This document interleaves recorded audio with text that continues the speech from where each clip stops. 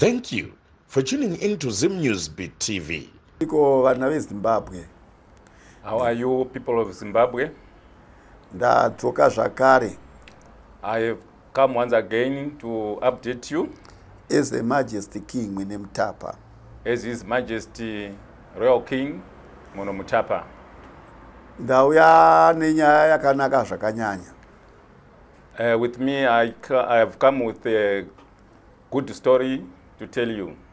Seipapa ndakatomirira kuti ndimhanye paSwaziland pane ndakapinda mubhodhi rePan Africa. As I speak, I am on my way to go to Swaziland. I have been incorporated in the board of Musangano wacho kutanga nhasi. The meeting is starting today. Uchipera musi wa 11. And it's ending on the 11th of September. Ndoda kungoti Africa yose ibatane. I just want to say, Africa, let's get united. Right. Ma African takazokwanisa kuregister ma kingdom mu Africa. As Africans, we have now successfully registered all kingdoms in Africa as Africans. And Zimbabwe yakapindawo. And our country, Zimbabwe, has also joined the group. As the Mapumbubwe King Munhumutapa as the Zimbabwe Kingdom. As the Mapungubwe Zimbabwe Kingdom. King Munhumutapa from Mutapa Empire. As King Munhumutapa from the Mutapa Empire. Ndinoda kutenda Africa nema declarations ayakaita. I would just want to thank Africa for all the declarations it has made. Kuti takaiswa pachidanho chepamusoro sevanhu vaitungamira Africa. It has given me, His Majesty, the top position in this kingdom of Africa.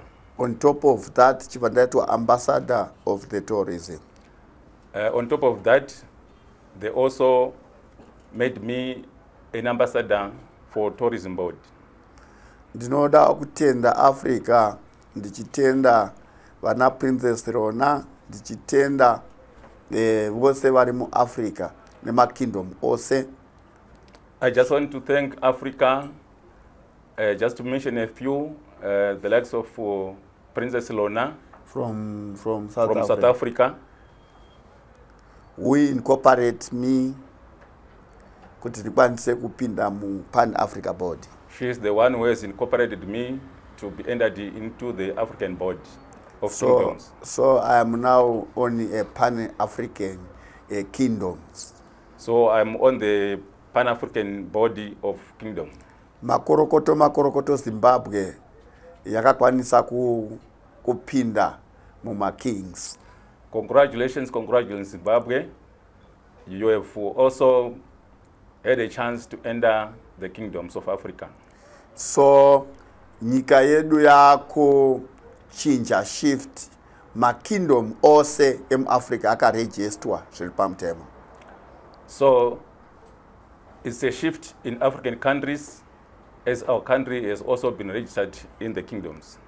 So ndinotenda mu Africa kuti tofana kubatana toita izwi rimwe chete toita tsika imwe chete toita vanhu vamwe chete. So as Africans, let's get united and do one thing. United we stand, divided we fall. Ndinotenda futi Zimbabwe nekuchengeta kwayanga yakaita chigaro chaMunhumutapa, which is Munhumutapa wacho adzoka aripo chizivai from today kuti Munhumutapa aku Africa and Zimbabwe Kingdom. I just want to thank Zimbabweans for they have been keeping this the kingdom of Munhumutapa for a long time. Now that the kingdom is back enough in Zimbabwe, I, His Majesty King Monutapa, I am back as the king of Zimbabwe and in Africa. Ndinoda kutenda Zimbabwe nekupa zuva reMutapa Day. I just want to thank Zimbabwe for giving recognition to the Mutapa Day. As I am a Majesty King Munhumutapa, ndinoda kungovimbisa kuti zuva iri izuva rakakosha, asi taifanira kunge takaita agree pamadates. As the real King Monutapa, I just want to thank for the recognition of this day, but we should have had an agreement of which exact date should be recognized as the Mutapa Day. Nekuti Munhumutapa wokupedzisira anova baba vangu vamujuru vakagadzwa 18 October 1956. For the last King Munhumutapa, who is my father, he was installed in 1956. 18 October 1956. Ndozuva randaisagesta inini saMajesty King Munhumutapa kuti Prime Minister Comrade Emerson Dambudzo Mnangagwa vaifanira kunge vakaisa date ra 18 October 1956 kuti ive holiday zvigova nechimiro. That was my suggestion, that if we had sat down with the government, my proposal was 18 October 1956 as a date of the recognition of the Mutapa Day. Not 15 September. Not 15 September. Ininsa His Majesty King Munhumutapa ndaitarisira kuti government, we understand, we appeal as a Zimbabweans kuti date iroro for the next year rizopinda pa 18 October 1956. It is my proposal that let it be recognized that 18 October 1956 should be celebrated as Munhumutapa Day, not the 15th of September. So I appeal to the Prime Minister to change the date next time to incorporate the real Munhumutapa Day. As a King Munhumutapa. As King Munhumutapa. So ndinongoti makorokoto amushope for the day of Munhumutapa. So I just want to thank you, saying makorokoto amushope for the day of King Munhumutapa. Ndichida kuudza Africa kuti tine date iri ra King Munhumutapa ra His Majesty King Munhumutapa rekurangarirwa kweMutapa Empire from 1800. I just want to remind Africa that there is this date of Munhumutapa Day back dates to the 1800s. And ndakuda kunyanya kurovera masoro vose vaisimbotaura nezvenyaya yeMunhumutapa yamuZimbabwe officially. I just want to inform all Zimbabweans that Munhumutapa Kingdom is now officially in Zimbabwe. And ndinoda kutarisawo SADC, kucherechedza SADC nebasa guru rairi kuita nemagovernments ayo, ndichiti sekubatana kwakaita makings parliamentary kings, saka hakusisina parliament yatinotendera kuti izovhurwa pasina king from both sides in both countries. I just want to thank SADC and also inform SADC that let it be that all parliaments should also recognize kings. Whenever a new parliament is being opened, let them inform the kings to be there. Nekuti pane pan-African kings. Because there is now a new parliament for kings. Yakarejistwa zviri pamutemo. Which is officially registered. As a member of Pan-African. As a Pan-African member. As a king, His Majesty King Munhumutapa. I, as King Munhumutapa, His Majesty, have also joined that group. I declare that. I now declare that Africa contain one. Must have oneness. Africa zvinorevei? What does Africa mean? Murungu akauya muAfrica akaputsa damba akaona richibuda mhodzi ndo pakanzi Africa yavhurika. Paakatadza kuti damba ndo paakati Africa, ndo pakabva zita rinoti Africa. The name Africa came to be when a white man came here and break a fruit which we know as damba in our vernacular language. So when he saw that there was some juice dripping from that fruit, he failed to call the name damba and he said Africa. That's how Africa came to be named. Kuti ravhurika, akatadza kuti ravhurika, He failed to say it is zita rinoti Africa. It is opened. So when he failed to say that name, that's when he said it's now Africa. Ndinoda kutenda Britain nekuti pandakanyora tsamba yekuti vakwanise kupa oda musoro yedu vakaigamuchira. Saka now tichava muprocess yekuti Africa yose musoro yese yakaendamo yakatorwa muAfrica yose and takatosaina madocuments acho kuti idzoke zviri pamutemo. Saka ndoda kutenda King Charles nekunzwisisa kuti vakanga vatogranda kuti musoro yanambuya nehanda idzoke. I just want to thank Britain for its understanding. I wrote a letter to him demanding the retention of all our skulls and the remains of our heroes and heroines in Britain. I'm happy that he responded positively and has informed Zimbabwe to come and collect those heads and remains of our heroes in Britain. I want to confirm my thanks to Prince Charles for his understanding. Ndinodazve kutenda Africa nekuva unite kubatana nekuregister makingdom ose emuAfrica kwete one ose ari 55.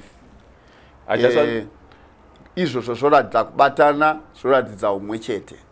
I just want to thank Africans for being united and formed a United Kingdom of Africa. Let's work together and foster our agenda as African kingdoms.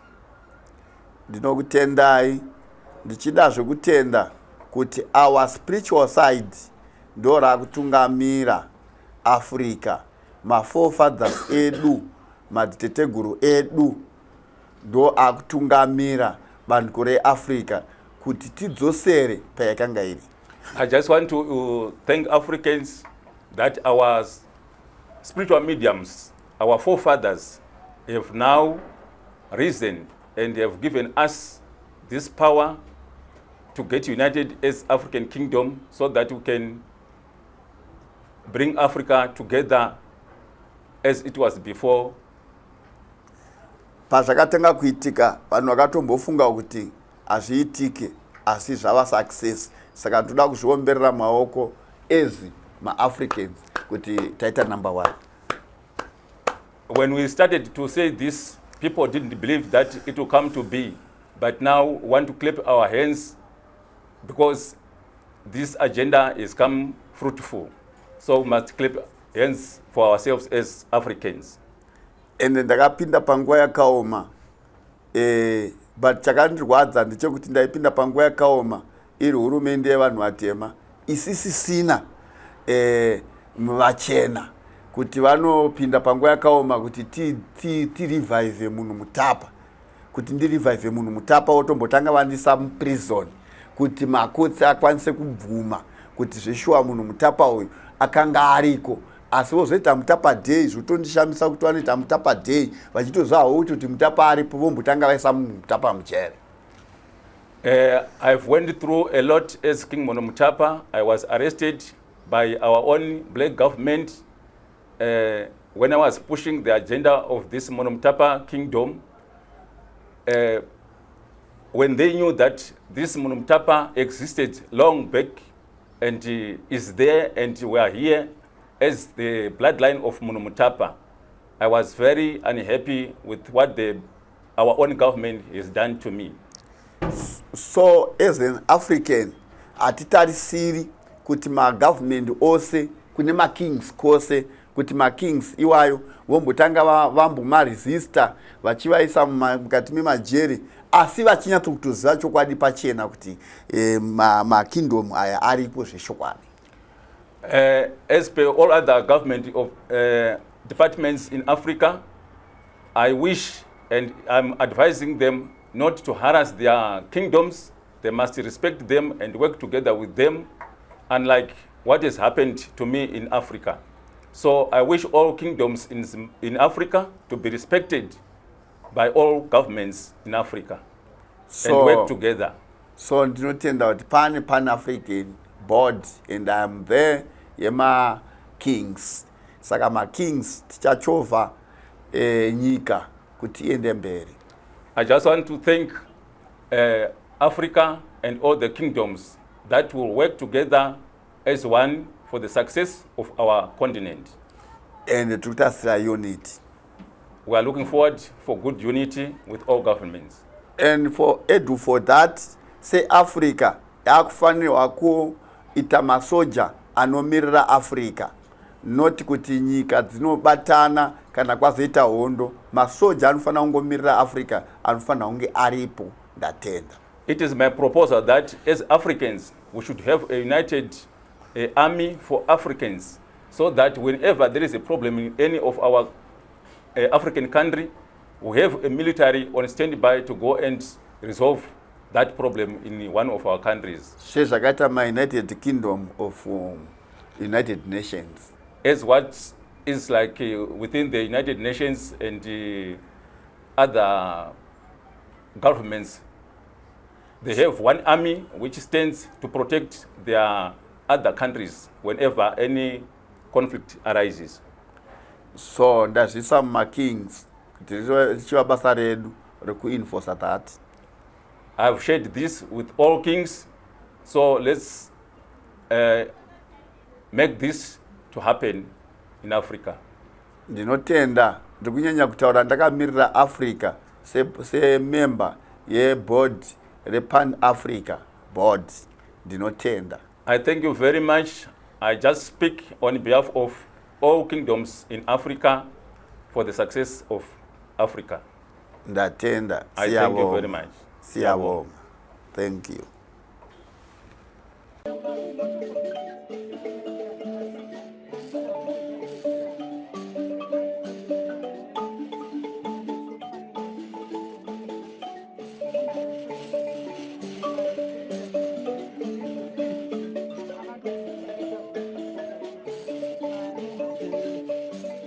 Thank you for tuning into Zim News Beat TV.